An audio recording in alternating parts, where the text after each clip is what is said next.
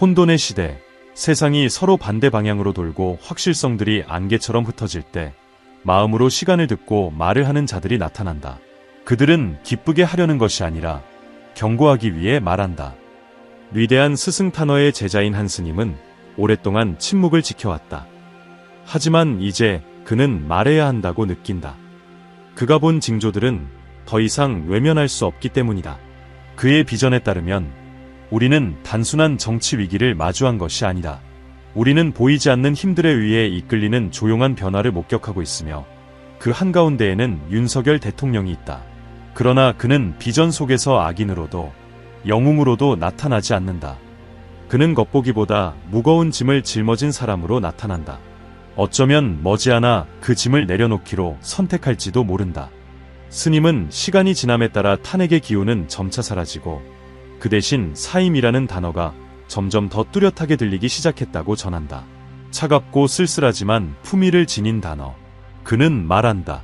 마치 윤석열 대통령 스스로가 내면에서는 포기하고 있지만 겉으로는 버티고 있는 조용한 싸움을 하고 있는 것 같다고. 모든 것은 그에 따르면 대통령의 조상 이름과 관련된 깊은 영적 변화 이후 시작되었다. 보이지 않는 무언가가 변했다. 열쇠가 돌아갔다. 그 순간부터 국가는 격동의 국면에 들어섰다. 긴장이 고조되고 거리는 목소리로 가득 찼으며 동맹들은 그림자처럼 사라졌다. 탄핵 절차가 진행 중임에도 불구하고 스님은 윤석열이 아직 저항할 것이라고 본다. 그는 억지로 물러나지 않을 것이다. 그는 잠시 더 머물 것이다. 그러나 이 저항에는 대가가 따른다. 고독이 깊어진다. 압박도 마찬가지다. 최근에 포착되고 있는 성급한 결정, 일관성 없는 발언, 비정상적인 행동들, 이것은 스님의 눈에 본래의 사명에서 멀어지고 있는 한 사람의 모습이다. 끝을 고려하기 시작한 사람의 모습. 판의 다른 쪽에는 이재명이 있다.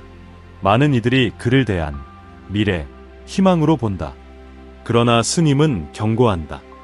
반짝인다고 해서 모두가 영원한 금은 아니다. 지금 그가 지닌 에너지는 불안정하다. 그의 영향력이 커지고 있지만 이는 자신의 폭풍이 오기 전에 고요일 수 있다. 봄이 일찍 올 수 있지만 끝의 추위는 여전히 찾아올 것이다. 이것은 단지 두 남자의 대결이 아니다.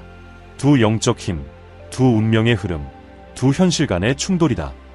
스님은 윤석열을 평범한 정치인으로 보지 않는다. 그는 특정한 목적을 위해 권좌에 오른 자, 위험을 막기 위한 존재로 본다. 그는 봉인이다. 일시적인 보호다.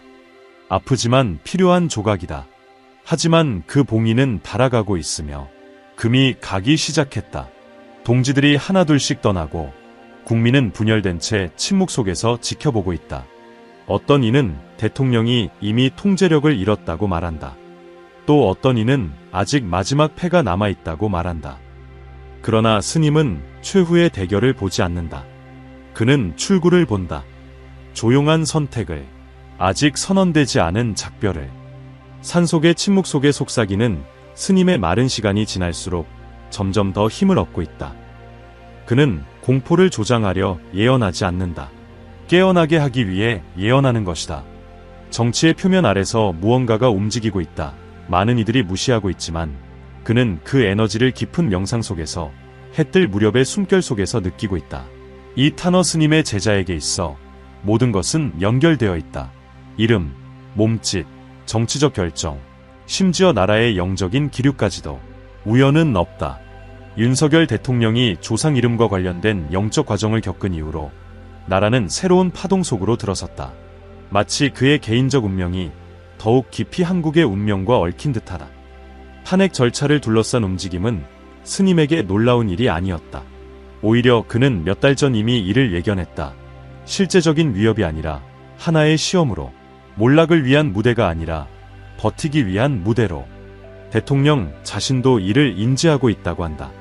그래서 그는 머무른다. 그래서 그는 맞선다.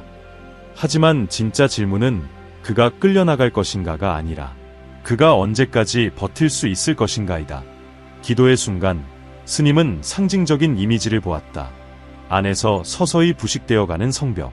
겉으로는 여전히 단단하고 견고하다. 하지만 내부에는 균열이 생기고 있다. 그 성벽은 윤석열의 정신을 상징한다.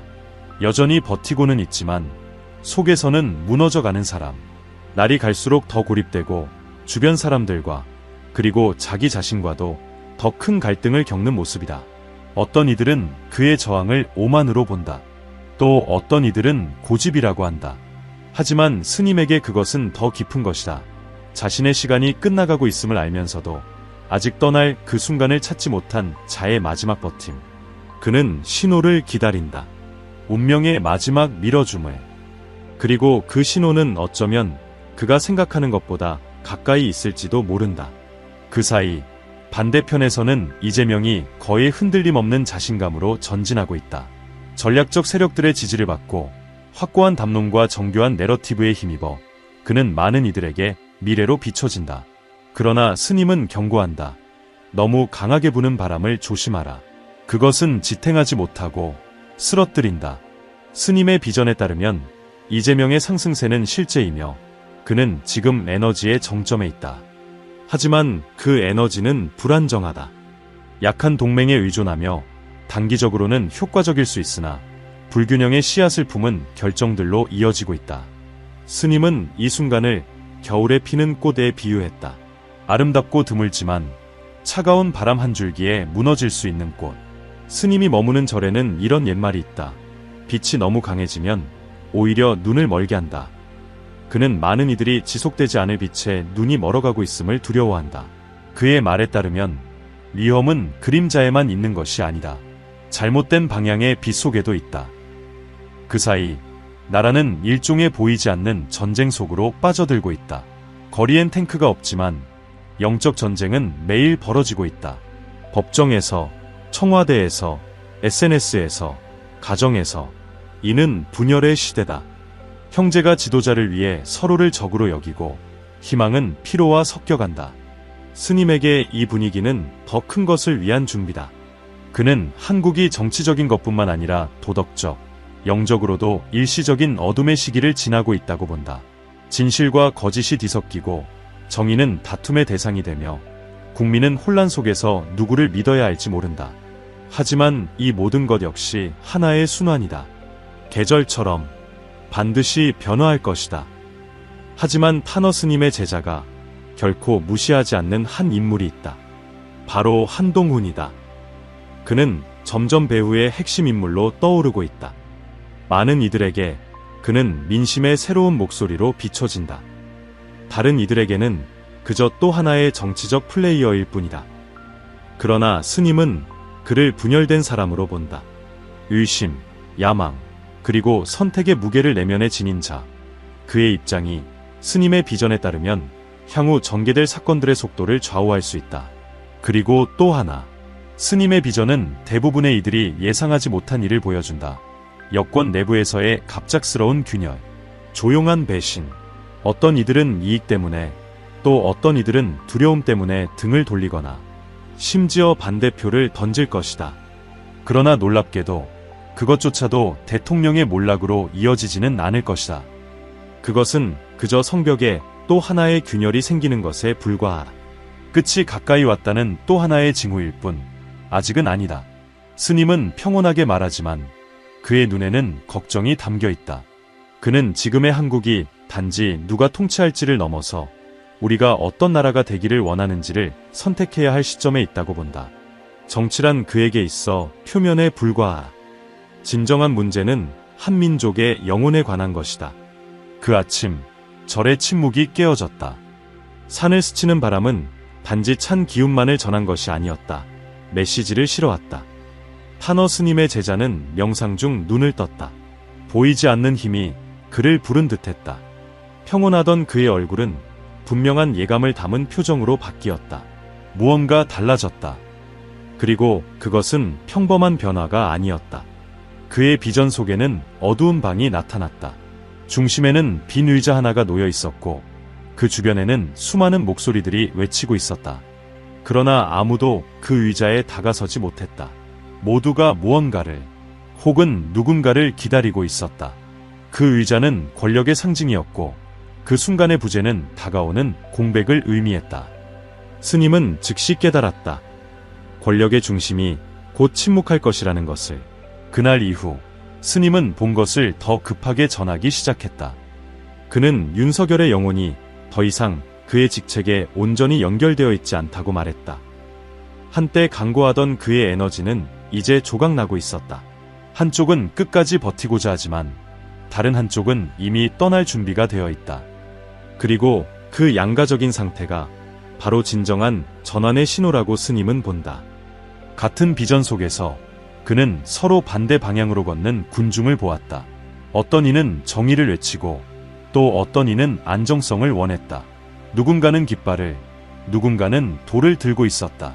서로 이해하지 못한 채 분열되어 있었다. 그 배경 속에 한 사람, 대통령이 고요히 서 있었고 그의 손엔 봉투 하나가 들려 있었다. 스님은 그것이 이미 내려진 결정을 상징한다고 본다. 다만 아직 세상에 드러나지 않았을 뿐이다. 균열의 순간이 다가오고 있다. 동시에 스님은 나라 전체의 에너지가 바뀌고 있음을 느끼기 시작했다. 너무 오랫동안 억눌려 있던 힘이 작은 틈 사이로 새어나오기 시작한 것이다. 한국의 영적 기류는 폭풍 직전의 하늘처럼 무겁고 불안정해졌다. 그리고 이 흐름 속에서 스님은 8표의 징조라 부르는 예시를 보았다. 그는 한 탁자 위에 놓인 8개의 돌을 보았고 각각은 다른 손에 위에 건드려졌다. 하지만 끝내 중앙에 떨어진 것은 7개뿐이었다. 8번째 돌은 움직이지 않았다. 주저하고 있었다. 이는 탄핵이 성사되지 않을 것을 의미한다고 한다. 단 하나의 서명, 단 하나의 표가 부족할 것이다.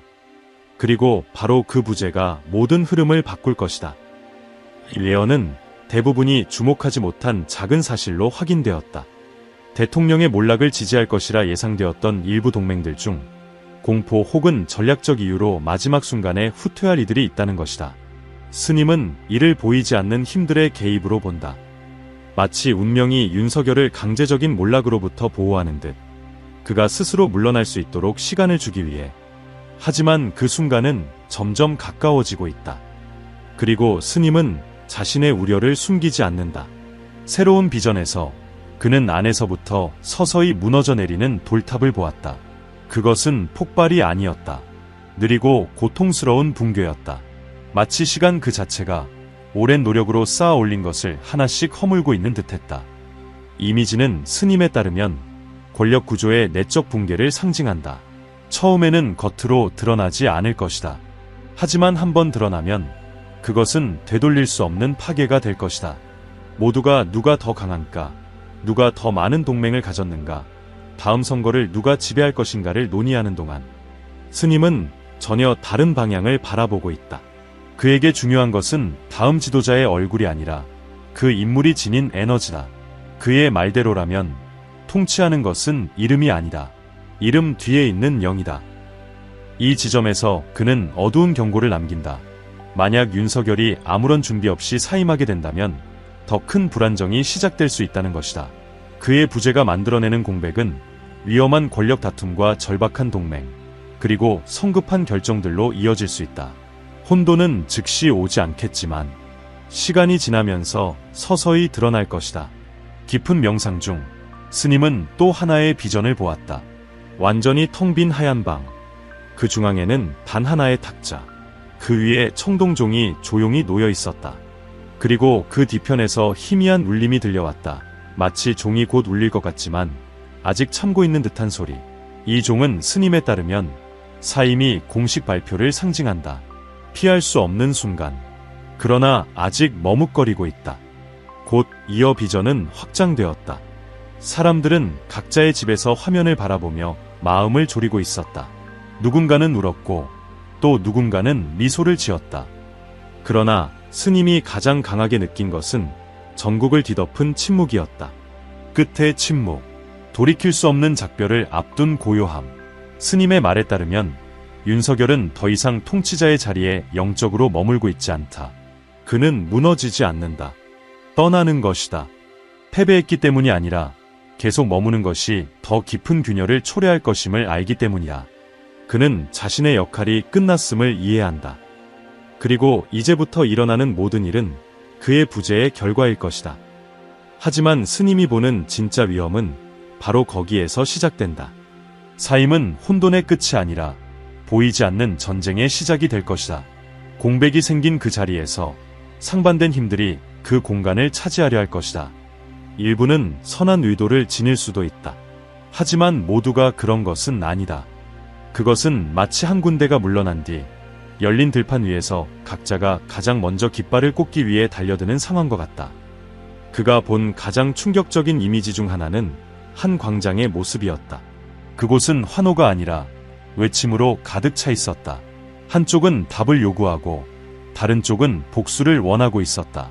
그리고 그 광장 한가운데 지친 눈을 가진 한 남자가 서 있었다. 자신도 모르게 풀어버린 혼돈을 더 이상 막지 못한 채. 그 인물은 더 이상 대통령이 아니었다. 그는 자신이 남긴 것의 반영이었다. 그의 존재의 그림자, 리더십의 공백, 그리고 스님은 깨달았다. 사임이 진정한 충격은 정치적인 것이 아니다. 그것은 영적인 것이다. 한동안 온 나라가 방향을 잃게 될 것이다. 버림받은 듯한 집단적 감각이 퍼질 것이다. 마치 운명 그 자체가 잠시 멈춘 것처럼 그 한가운데서 이재명의 이름은 더 높이 떠오를 것이다. 하지만 대가 없이 오르지는 않는다. 그의 부상과 함께 의심도 따라올 것이다. 어제의 동맹이 내일의 비판자가 될 것이다. 과거의 스캔들이 다시 떠돌기 시작할 것이다. 그리고 국민은 스스로 묻게 될 것이다. 우리는 안정을 버리고 약속을 선택했다. 그 대가는 무엇인가? 스님은 이 순간을 맹점이라 부른다. 모든 것이 해결되어 가는 듯 보이지만 실제로는 새로운 위기를 향해 재정렬되고 있는 시점. 왜냐하면 때에 이른 변화는 치유가 아닌 혼란을 가져오기 때문이다. 그리고 그 모든 흐름 속에서 스님은 말없는 한 남자의 모습을 본다. 아직은 강하게 나타나지 않았지만 폭풍 이후 등장할 자, 새로운 얼굴, 다른 에너지. 스님에 따르면 그는 권력을 추구하지 않는다. 하지만 권력은 그를 부를 것이다. 혼돈 속에서 탄생하는 뜻밖의 리더십. 그러나 그때까지 나라는 더 깊은 어둠을 지나야만 한다. 스님은 반복적으로 꾸는 꿈에 대해서도 전한다. 흐린 물이 흐르는 강이 도시를 가로지르고 있다. 그 위로 방향 없이 떠다니는 나뭇잎들. 각각의 잎은 길을 잃은 국민 한 사람, 그들의 방황하는 생각을 상징한다. 그리고 강가에는 하나의 등불을 든 아이가 서 있다. 작지만 꺼지지 않은 불. 이 장면은 스님에게 있어 희망이다. 모든 것이 꺼진 듯할 때에도 여전히 남아있는 빛. 하지만 스님은 경고한다. 한국은 정화의 사이클에 들어설 것이다. 파괴되기 위함이 아니라 정제되기 위함이다. 모든 위대한 변화는 붕괴로 시작된다. 아마도 그것이 가장 큰 가르침일 것이다. 윤석열의 사임은 단지 신호일 뿐이다. 진정한 과정은 그 이후에 시작된다. 제도적 균열이 있을 것이고 도덕적 충돌이 일어날 것이다. 동시에 깊은 물음들이 솟아오를 것이다. 진실이란 무엇인가? 정의란 무엇인가? 목적이란 무엇인가? 한때 많은 이들에게 불가능해 보였던 윤석열의 사임은 이제 더 큰 서사의 일부가 되었다. 그것은 비겁함의 행위가 아니라 조용히 예고된 결말이었다. 스님의 말을 들은 자들은 알고 있었다. 이 순간은 외침이 아닌 운명이 현실 앞에 무릎 꿇는 조용한 무게와 함께 올 것이라는 것을. 한동안 나라는 공중에 떠 있었다. 뚜렷한 적도 명백한 승자도 없었다. 오직 공백만 있었다. 대답 없는 질문. 어디로 향하는지도 모를 길. 그리고 바로 그 불확실성 속에서 진정한 과정이 시작되었다. 내면의 재건. 스님은 늘 알고 있었다. 한국의 가장 큰 과제는 정치가 아니라 영혼이었다. 국민과 그 본질 사이의 단절, 조급함, 분노, 극단적 분열. 이 모든 것은 단지 길을 잃은 집단적 영혼이 잘못된 곳에서 의미를 찾으려 한 결과였다. 그러나 이제 가면이 벗겨지고 나서야 새로운 시작의 기회가 찾아왔다. 그는 이 순간을 안개로 된 다리를 건너는 일이라 표현했다. 처음의 발걸음은 불안하고 두려움은 끊임없이 따라붙는다. 그러나 바로 이 건너는 과정 속에서 나라가 다시 자신의 힘을 찾는다. 더 이상 따를 이가 없을 때 사람은 자신의 양심을 들어야 한다. 그 사이 이재명의 이름은 더욱 크게 울렸다. 하지만 많은 이들이 기대했던 방식은 아니었다. 한때 절대적이던 그의 광채에 금이 가기 시작했다. 과거의 스캔들이 다시 떠오르고 침묵했던 목소리들이 의문을 던지기 시작했다. 그리고 다시금 스님의 예언은 맞아떨어졌다. 뿌리 없는 상승은 진실의 바람 앞에 버티지 못한다. 지친 국민들은 이제 익숙한 얼굴이 아니라 새로운 방향을 보기 시작했다. 이름이 아닌 가치, 외형적 변화가 아닌 구조적 변화에 대한 진심 어린 열망. 그리고 그 순간 스님의 가르침이 메아리 쳤다. 그는 항상 말했다. 진정한 지도자는 지배하는 자가 아니라 섬기는 자다. 더 크게 외치는 자가 아니라 조용히 듣는 자. 이 말은 젊은이들 사이에서, 어르신들 사이에서, 믿음을 잃었던 이들의 마음속에서 다시 살아났다. 희망의 불꽃을 찾고자 했던 이들에게 닿기 시작한 것이다. 이렇게 해서 한국은 하나의 영적 전환기에 들어섰다. 절이나 교리로 드러나지 않는 전환, 작은 몸짓으로 시작되는 변화, 서로의 이야기를 듣고 진실을 소중히 여기며 정치는 국민의 영혼을 비추는 거울일 뿐임을 깨닫는 시기. 그 순간 스님은 물러났다. 그의 사명은 앞에 서는 것이 아니었다. 등불을 밝히는 일이었다. 길을 가리키는 일이었다. 그리고 그는 알았다. 이제 선택은 모두의 것이다. 예언은 전해졌고 시간은 말했으며 이후의 길은 각자의 몫이다. 마지막으로 물러나기 전 그는 한 가지 메시지를 남겼다. 어둠은 파괴하러 오는 것이 아니라 드러내러 온다. 낮의 빛 속에 감춰졌던 진실이 밤의 침묵 속에서 모습을 드러낸다. 만약 국민이 죄인을 찾기보다 자신을 들여다볼 수 있다면 새로운 시대는 태어날 것이다. 강요된 것이 아닌 스스로 선택된 시대. 그는 또한 하나의 순환이 시작된다고 말했다. 집단적 배움의 시간, 환상의 종말과 갱신의 시작, 그리고 조용한 리더들이 나타날 것이다. 학교에서, 가정에서, 작은 공동체에서, 직책도 권력도 없이 오직 모범과 윤리와 평화로 사람들을 변화시키는 이들. 이들이야말로 새 시대의 씨앗이 될 것이다.